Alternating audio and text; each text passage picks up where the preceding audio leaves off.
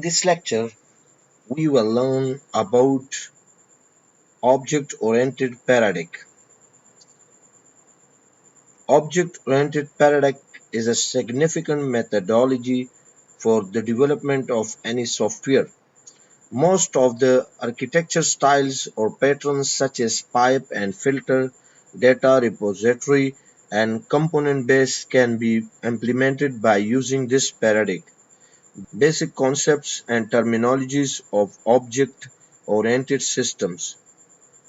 Object.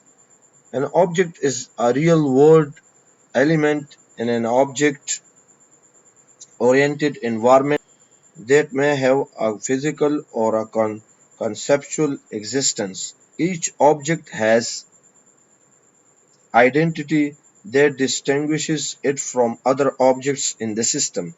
State that determines characteristic properties of an object as well as values of properties that the object holds. Behavior that represents externally visible activities performed by an object in terms of changes in its states. Behavior that represents externally visible activities performed by an object in terms of changes in its state. Objects can be modeled according to the needs of the application. An object may have a physical existence like a customer, a car, etc., or an intangible conceptual existence like a project, a process, etc. Now, what is class? A class represents a collection of objects having same characteristic properties that exhibit common behavior. It gives the blueprint or the description of the objects that can be created from it. Creation of an object as a member of a class is called instantiations. Thus, an object is an instance of a class. The constituents of a class are a set of attributes for the objects that are to be instantiated from the class. Generally, different objects of a class have same difference in the values of the attributes. Attributes are often referred as a class data, a set of operations that portray the behavior of the objects of the class. Operations are also referred as functions or methods. What is encapsulation? Encapsulation is the process of binding both attributes and methods together within a class.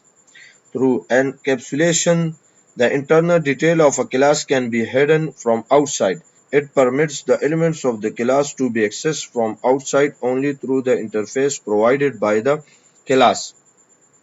What is polymorphism? Polymorphism is originally a Greek word that means the ability to take multiple forms. An object-oriented paradigm, polymorphism implies using operation in different ways, depending upon the instances they are operating upon.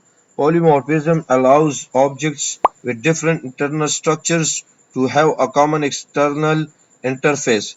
Polymorphism is particularly effective while implementing inheritance. What is inheritance? It is a mechanism that permits new classes to be created out of existing classes by extending and refining its capabilities. The existing classes are called the base classes, parent classes, superclasses, and new classes are called the derived classes, child classes, subclasses. The subclass can inherit or derive the attributes and methods of the superclass, provided that the superclass allows so. Besides, the subclass may add its own attributes and methods and may modify any of the superclass methods. Inheritance defines is a relationship